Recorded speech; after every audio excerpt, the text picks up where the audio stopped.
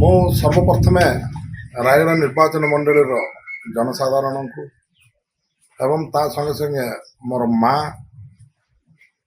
ଏବଂ ମୋର ଯେତିକି ରାୟଗଡ଼ା ଭୋଟର୍ସ ଅଛନ୍ତି ସେମାନଙ୍କୁ ମୁଁ ମୋର ହାର୍ଦ୍ଦିକ ଅଭିନନ୍ଦନ ଏବଂ ସେମାନଙ୍କ ଆଶୀର୍ବାଦରୁ ଆଜି ପୁରା ବିପୁଳ ପରିମାଣରେ ମୁଁ ଭୋଟ ପାଇଛି।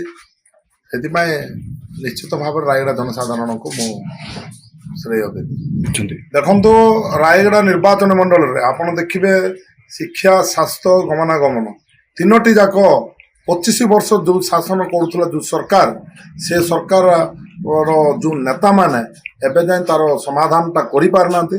ମୁଁ ଚେଷ୍ଟା କରିବି ସେ ସମାଧାନଟାକୁ କେମିତି ଲୋକଙ୍କ ସୁବିଧା ହେବ ସେ ଅନୁସାରେ ମୁଁ ସମାଧାନ କରିବି।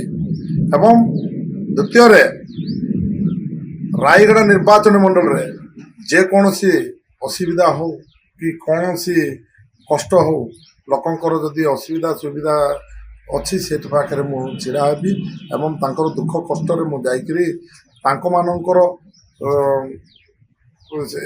କଷ୍ଟଟାକୁ ମୁଁ ସମାଧାନ କରିବା ପାଇଁ ମୁଁ ଚେଷ୍ଟା କରିବି।